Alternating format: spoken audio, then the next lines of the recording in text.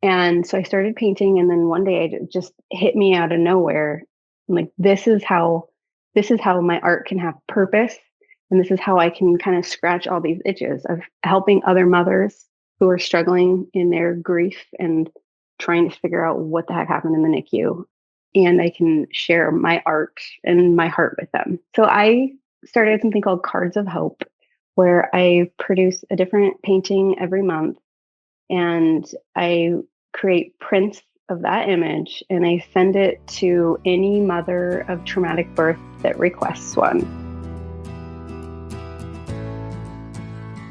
This is NICU Babies Parent Support with Kathryn Whitaker, a podcast from Hand to Hold, a national nonprofit that provides free personalized support, resources, and community before, during, and after a NICU stay. My conversations here focus on education and personal stories with medical and hospital professionals, counselors, therapists, and NICU moms and dads from across the country. So whether you're preparing for a NICU stay, you're currently there, or you're months and years past your stay, you belong here. The NICU is hard. We're here to help. I'm your host, Kathryn Whitaker, the mom of 6 children, including my very own NICU baby, and I'm so grateful that you're here. Howdy, everybody. And if you can believe it, this is the end of season 9 of Finding Your New Normal. How did it go that fast? I don't know how it went that fast. I will tell you this. I spent a lot of time and a lot of thought in thinking which episode should air when do I think it's going to resonate the most? But I never know what people are going to say in their interviews. I mean, I have a general idea of their stories. Some of them I know well, some of them I know from the internet. And on a whim, I was like, I'm gonna put Savannah last. I feel like she's gonna bring it home.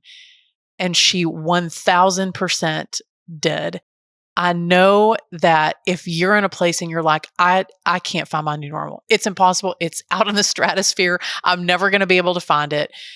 Savannah says some things that are just absolute fire in how she found her new normal, what that looks like. And I love that it looks different for all of us. I hope that your take home message in all of these episodes is everybody's sort of told you their story. They've told you their path. And now you get to forge your own. Now you get to figure out what your new normal looks like. But I hope that we've given you the tools to do that. I absolutely love this interview, and I'm so glad it's the way that we're going out. My guest today is Savannah Jane O'Malley. She's a wife and a working mother of 3 former preemies. She works full-time, she pursues her artistic passions part-time, and she moms all the time. When her twin boys were born 3.5 months early, everything she thought her life was supposed to be was shattered. The 1-pound warriors spent their first 3 months fighting for the chance at life, despite being given many devastating diagnoses, enduring countless up and downs. I know we can all appreciate that, and achieving absolutely incredible triumphs. This season of her life made her discover her true role as a mother and set her on a brand new trajectory. She's an ally to people with disabilities, especially cerebral palsy, like her son. She's a cheerleader to families during and after a NICU stay. She's a maternal mental health advocate and a self-proclaimed spreader of reckless hope. Man, I love that. She has a beautiful campaign called Cards of Hope, in which she mails a piece of artwork from her Hope series to a mother of traumatic birth during the month of her trauma, so that that mother knows that she is not alone. I told you, she's good. Okay, let's get to it, because this is an amazing way to end our season. Well, I'm really excited. Savannah, you are our very last guest of the season, and I am really excited to visit with you. I know that you've lived a lot of life since your NICU babies, but you do it really well, and I think people are going to really be encouraged by you. So thanks for being here. Oh, it's my honor. I'm so happy to be here.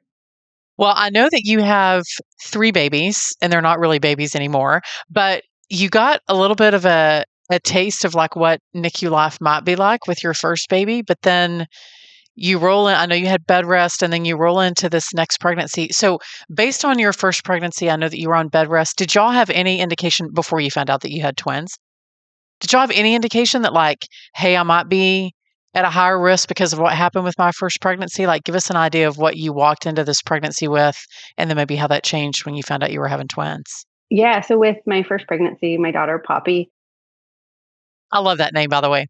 Thank you. It was a pretty normal pregnancy until 28 weeks, and I was put on bed rest and preterm labor. And so I had my first taste of, oh, this might be a NICU situation. This might be a preemie. And so you went through all the fears that all pregnant moms have. Right. And so I think Poppy went on to, I carried her until 36 weeks.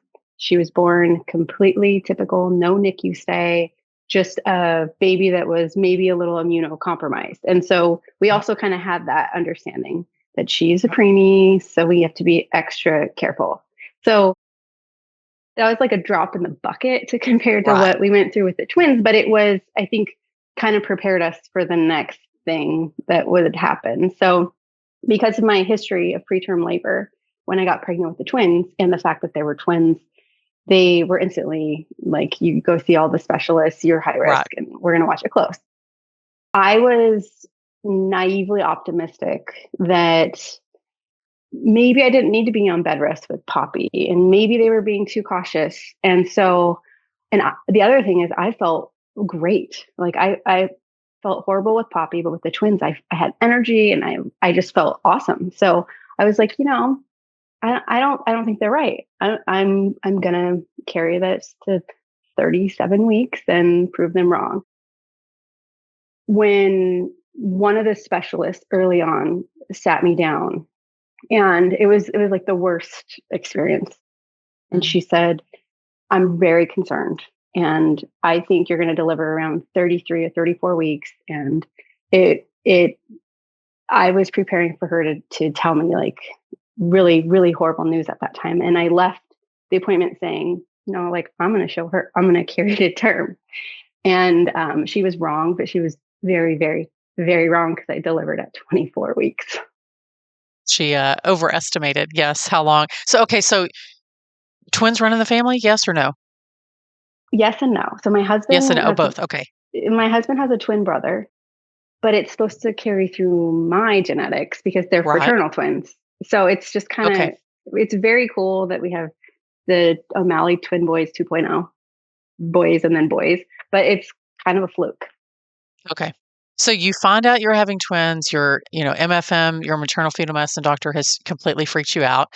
And then so what happens at around 24 weeks, Savannah? Yeah. So I started having Braxton Hicks at 20, like right before, maybe a week before, so like 23 weeks or something, which I had all throughout the pregnancy with Poppy, and never really experienced. Like I didn't know the difference between a contraction and Braxton Hicks. Right.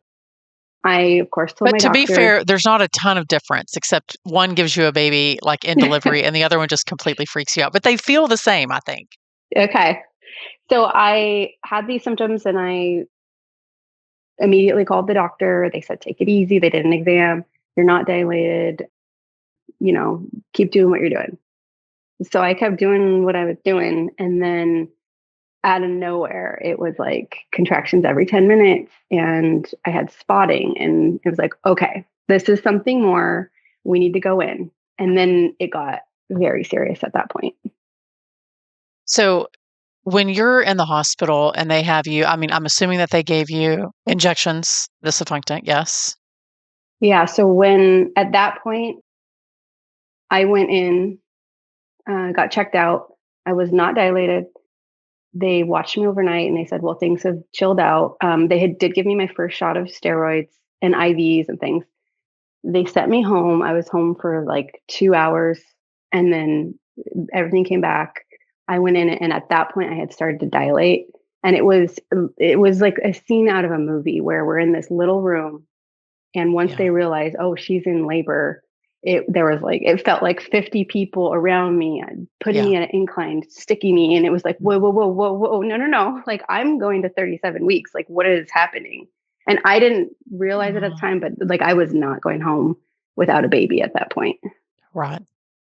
So walk me through a little bit, like what was your husband? I know he's not here, but give us an idea of like, what was your husband? Because you're feeling it, you're seeing it, what's going on. How is he feeling sort of watching this all transpire with his wife and his two babies? So I think a lot of women can relate to this, but we're worrying, we're proactively worrying about things. And I feel like Yes. men don't until it's on the table in front of them. Hmm. So even all these concerns I had, he was optimistic and was like, it hasn't happened yet. We're not going to worry about it. And so when all of that happened, I think he was like, okay, this is pretty serious. And he was right next to me, supporting me the whole time, but pretty reserved, internalizing whatever was going on. Yeah, I think that's pretty traditional of most. I think my husband did the same thing. I think his Hmm. processing came later, but he was like, if I fall apart, the ship's going down. Like I can't fall Yeah, apart or my wife's going to completely lose it. I was already on the verge of that. I relate to that. It's a hard place to be. So Hmm. you go to the NICU, you have two babies. How long is your stay with your babies? Yeah, so that evening, like right after things had calmed down, oh, you everything's looking good. You can eat dinner. I hadn't ate for like 2 days at that point. You can eat dinner because it doesn't look like you're going to deliver. And then an Right. hour later, it's like, oh, babies are coming. You're going to the ER or the operating room now, and you're delivering your babies. It's like, no, no, no, no. And that was the time where it Yeah. was like, oh, this is happening. And you probably relate to this, but in those moments, I feel like everything happens so fast that I didn't even feel fear because I didn't have time to. Yeah. It just moves so fast, and you go through, and you're like you're trying to process, you're trying to figure out what the heck's happening, but you can't even get there. Right. So they go to the NICU. They were separated from me immediately. Both of them were crying, and they head to the NICU, and we couldn't see them for maybe 14 hours or so. Yeah. And when at that point they were monitoring me, I had had a C-section, and blood was starting to show up in my urine. And so they were concerned that something was going on there. So, like, on top of all this, my babies are separate from me. They have Right. concerns that something's going on with me internally. And I just want to see my babies.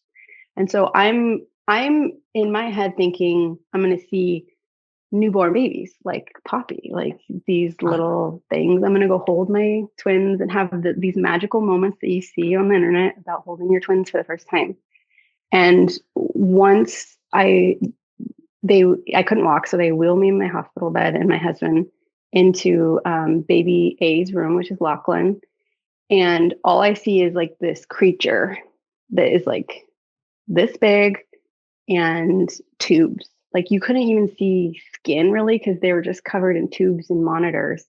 And the nurse is in there and she starts going off. She's like, okay, well, this monitor does this and this is how it works. And you can come here and da, da, da. And so she's like telling me like 101 A NICU. lot. And I am like freaking out. And Yeah. I always want to be like, just shut up and like get me out of this dream. And the only thing I could say was, I'm going to throw up. And so they all stop and they rush around and they give me a garbage and I vomit. And I'm like, get me out of here. Like this is not happening right now. And then it was time to move to go see baby B. I didn't want to see baby B. Like I had had enough. And the nurse said, do you want a picture with baby A? And I was like, no, No. like I no, I'm trying to erase this from my brain right now. Mhm. And she said, okay, well, let me take a picture of you and your husband with your baby, and you can decide later if you want to delete it. And just to get her to shut up, I said, okay, fine. So she took the picture, which I know she knew what she was doing, and I'm so grateful to have that. And then we went into baby B's room, same thing, got a picture, and then it was back to recovery. I'm so glad that you mentioned that because I think before I had a NICU baby, like I felt like when people heard, "Oh, we had a baby," and I went to the NICU, that I must have been completely overjoyed or relieved. And while I think some moms feel elation that like, "Hey, we made it through delivery. I have a baby." There's also a lot of moms that are like, "I feel disconnected. This feels not normal, and this cannot be my life." So I think there's a period of reconciliation that comes that you have to realize, "Oh, this is my life, and how do I do this?" So maybe let's talk a little bit about this mental health Yeah. conversation that quite frankly, 15 years ago when I had my baby, nobody was talking about that. No. Now I feel like so many more people are, but what was mental health like at delivery compared to where you are now? So delivery, it took several days. Actually, I would say until I actually got to touch one, which was day 7 or 8, Yeah. before I had that connection like, oh, this is a soul, this is my baby. Yeah. They're here, they're fighting, so I have to fight with them. What you were touching on too is that feeling of it's really a like a survival thing where you disassociate and Yeah. you're trying to preserve. And I know people like who haven't experienced think that this is a horrible thing to say, but it's really what your body does. It's like you can't even process what's going on, and your mind is trying to self-preserve. So as far as that first week, after the first week, it was like, okay. And it was kind of this roller coaster of these moments where like, this isn't happening. This is my reality. No, this is happening. This is your reality. You have to fight. And so the waves got, you know, fewer and further between as the NICU went on. And we were there for 3 months, but it was probably 2 months where it was really like, okay, I'm feeling better. I'm more healed, and I have the tools to fight.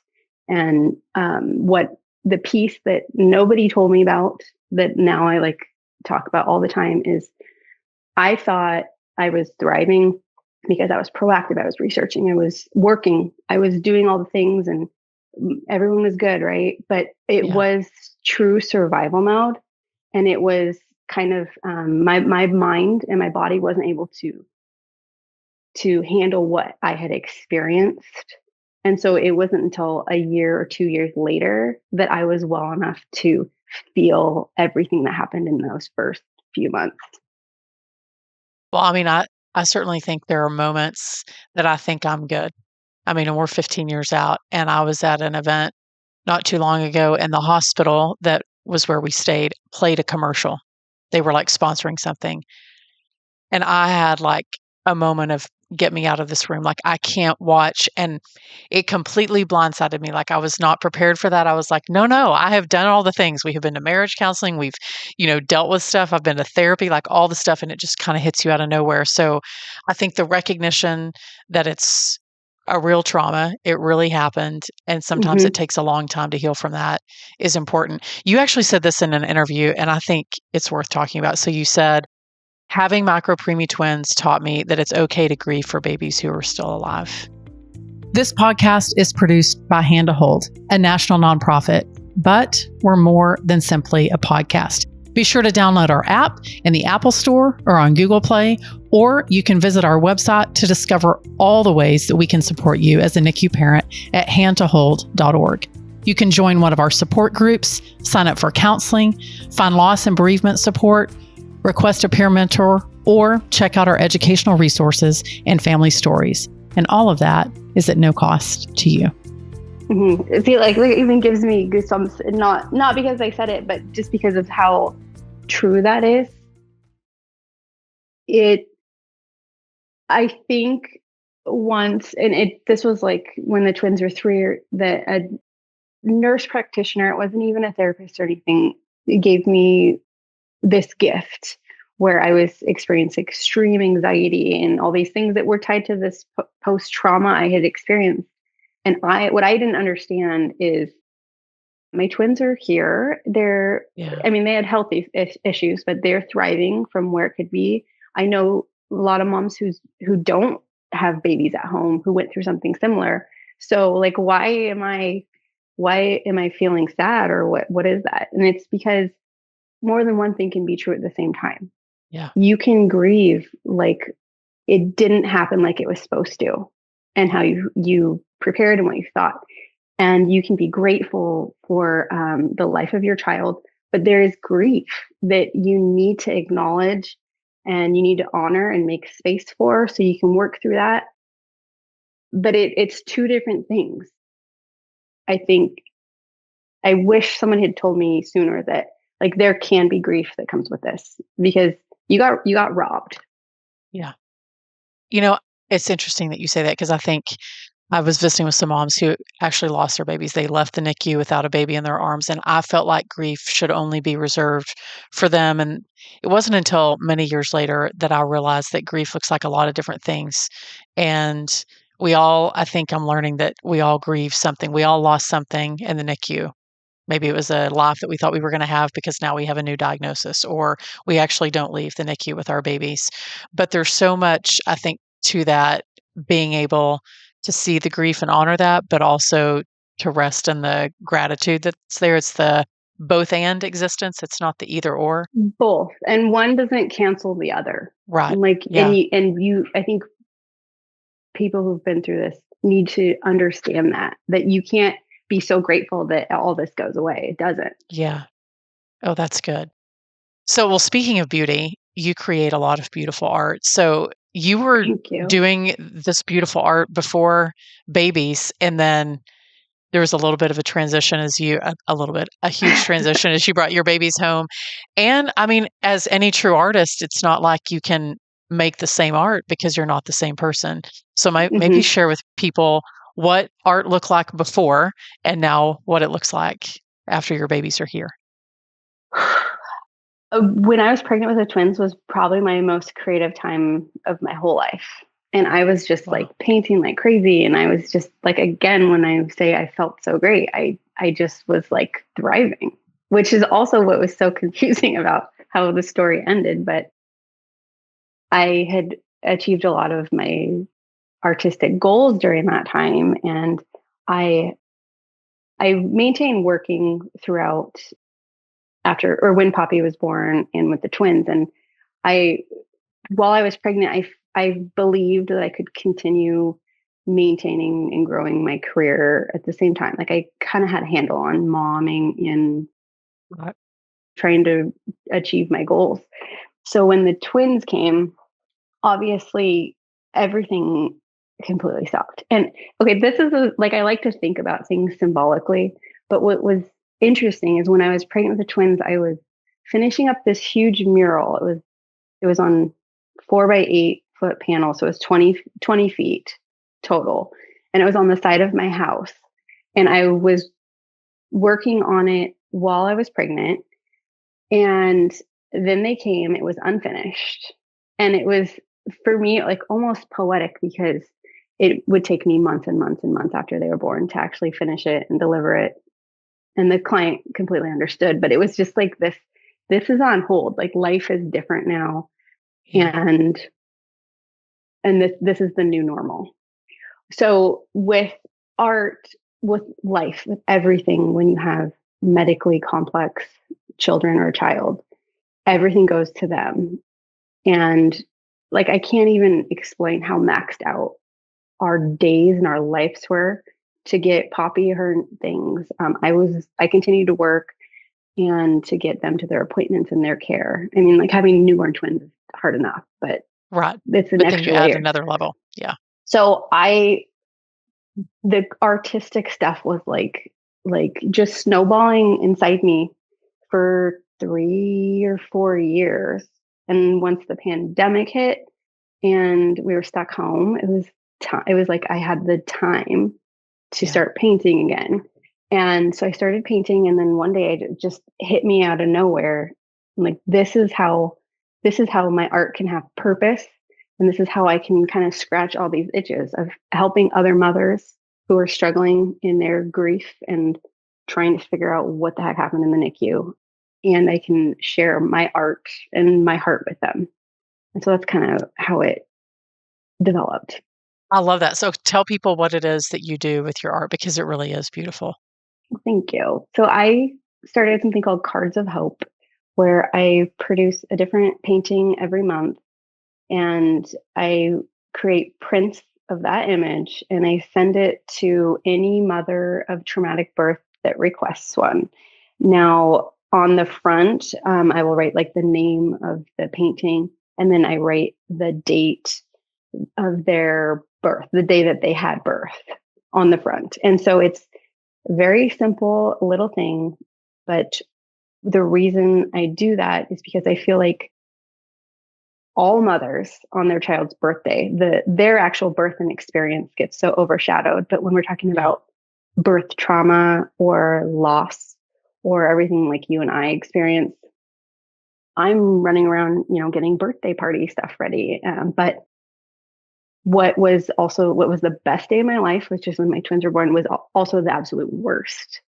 Yeah. And again, we're talking about two things that need to be honored. And so a lot of times the trauma and this physical response you have, or me, it's anxiety and insomnia and all this stuff, gets overshadowed. And so it's my way of acknowledging that pain and trauma that another mother had experienced in like a sisterhood kind of way. I love that. And so, I mean, obviously that's something that you do for moms and you have your shop. I think I would encourage people that even if they haven't had a traumatic birth story to go through your website. You have some really beautiful art that I know supports this really awesome initiative that you have.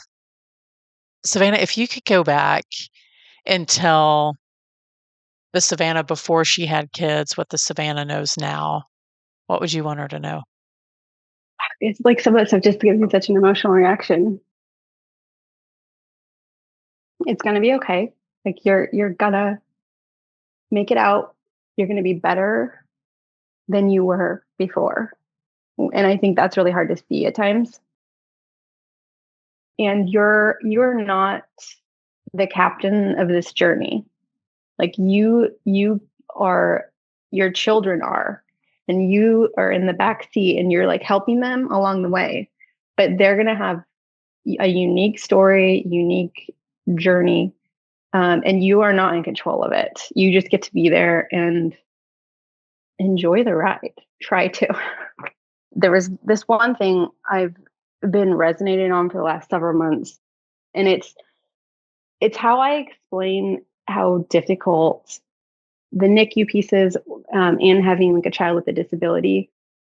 It's that we're constantly in a state of recalibration because it seems like you like with my typical daughter, like we've never had a bump in the road. Like everything's been pretty, steady.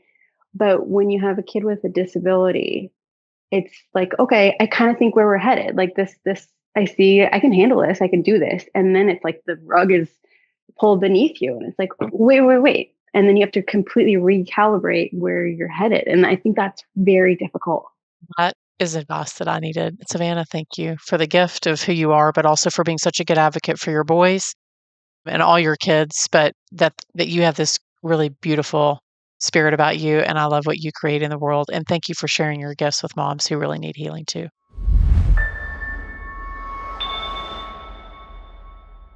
So I had a friend tell me one time, learn what it is you love and then give it away.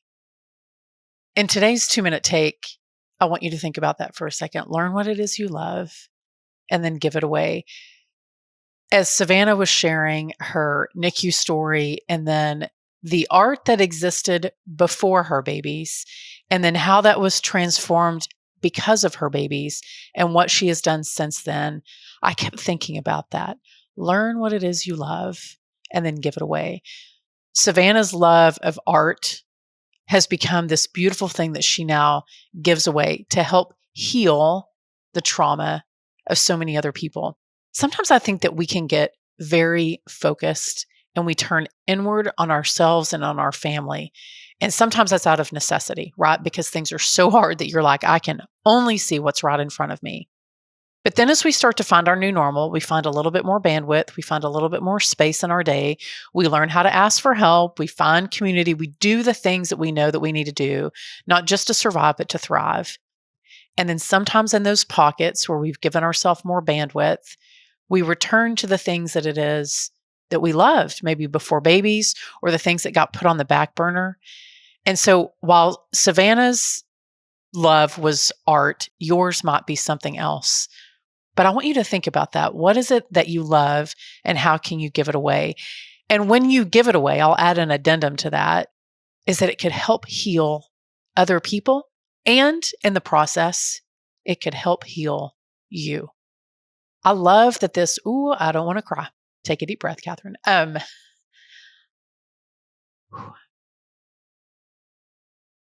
I love that our last episode of Finding Your New Normal was about healing the parts of yourself, parts of your story that you were like, unhealable, impossible, can't do that.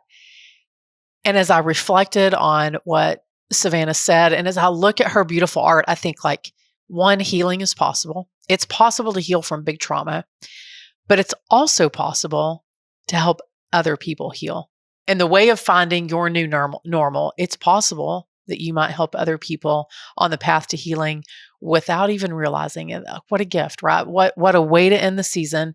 I have loved giving you so many different perspectives, whether it's adoptive parents, whether it's parents of quads, from some amazing doctors, just from so many people that have figured out, hey, this was not on my bingo card, okay?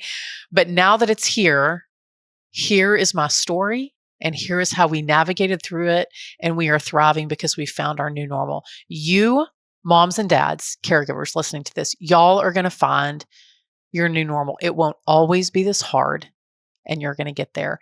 Thank you to Savannah and all of my amazing guests for one of my most favorite seasons that I've ever done for the NICU Babies Parent Support Podcast.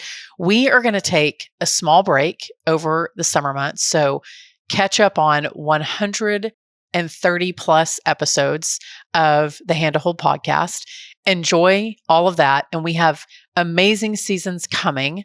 We have one last one, and it will air probably, I want to say in August, as we'll start another 10 episode run to finish us out through the rest of 2025.